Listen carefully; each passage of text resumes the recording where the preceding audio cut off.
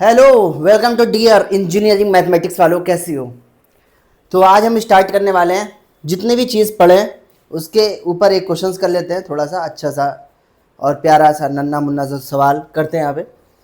Binomial distribution का moment generating function हम लोग निकाले तो क्या आ रहा था, 1 minus P plus P E की पावर टी उसकी power N.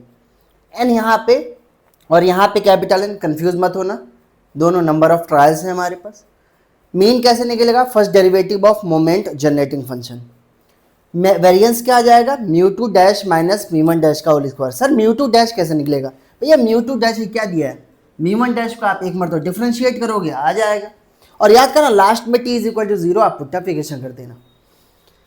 Sir binomial distribution probability के अंदर उसका फॉर्मूला क्या होता है, मतलब probability X is equal to X, X is a random variable. मैं बोला 5 सक्सेस चाहिए, 6 चाहिए, 7 चाहिए, एन नंबर ऑफ ट्रायल्स में से 8 सक्सेस चाहिए तो स्मॉल एक्स की वैल्यू हो जाएगी 8, 9 चाहिए तो 9। तो यहाँ पे उसका फॉर्मूला क्या होता है, एन सी एक्स पी की पावर एक्स इंटू क्यू की पावर एन माइनस एक्स। और मुझे पता है कि ये बताओ अगर सक्सेस प्लस फेलियर की प्रोबेबिलिटी कितनी होने वाली है, 1। मीन की वैल्यू एन पी, वेरियंस कितना हो जाएगा N P Q, standard deviation under root N P Q. भैया ये सवाल देखो, सवाल क्या बोल रहा है कि अगर मोमेंट जनरेटिंग फंक्शन एक रैंडम वेरिएबल का दिया हुआ है तो समझ जाना ये जो सवाल दिया गया है उसकी पावर 5 है, मतलब ये बाइनोमियल डिस्ट्रीब्यूशन का सवाल है। ये क्या है अपन लोगों के पास, बाइनोमियल डिस्ट्रीब्यूशन का ही सवाल है और उसका मोमेंट जनरेटिंग फंक्शन आपको दिया गया है। ठीक है सर, अगर दिया गया तो सर इसको हम लोग कंपेयर कर लेते हैं ना, क्या दिक्कत है, इसको हम लोग कंपेयर करते हैं। कंपेयर करोगे तो वहां से क्योंकि x इज इक्वल टू 0 पे तो मुझे n नंबर कैपिटल N की वैल्यू या स्मॉल n की वैल्यू चाहिए और p की वैल्यू चाहिए। तो यहाँ पे देखोगे तो ये होगा 0.7 प्लस 0.3 e की पावर t, उसकी पावर कितना हो जाएगा यहाँ पे 5। सर मुझे पता है कि e की पावर t से जो कोएफिशिएंट अटैच होता है वो क्या होता है, p होता है। सर 0.7 है तो क्या मैं इसको लिख सकता हूँ 1 माइनस 0.3 प्लस 0.3 ई की पावर टी उसकी पावर 5 होल पावर 5। और यहां पे मैं यहां पे लिख सकता हूं 1 minus P plus P E की पावर टी और उसकी पावर एन। भैया कंपेयर कर लो, उसकी वैल्यू निकाल लो, करने की जरूरत है क्या भैया। देखो ना यहाँ पे पी की वैल्यू सर आ गई यहाँ पे 0.3, पी की वैल्यू आ गई यहाँ पे 0.3 और n की वैल्यू कितनी आ गई, n की वैल्यू आ गई 5।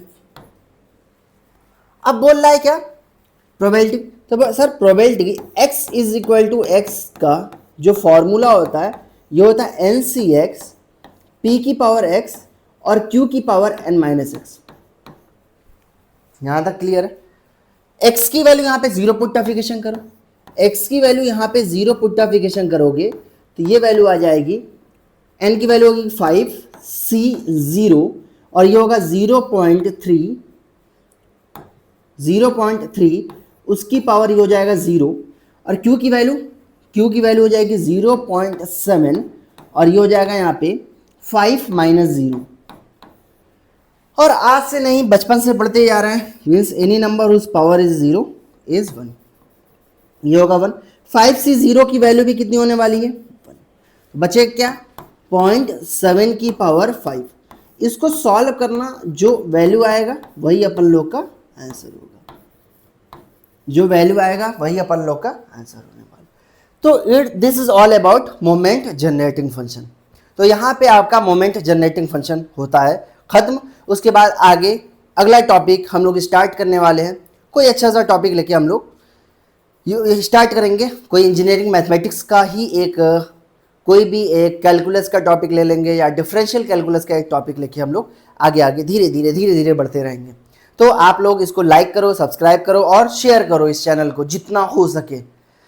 आप लोग जितना एफर्ट दिखाएंगे उतना मैं भी एफर्ट दिखाऊंगा और बेहतरीन तरीके से हम लोग सीखेंगे। All the very best.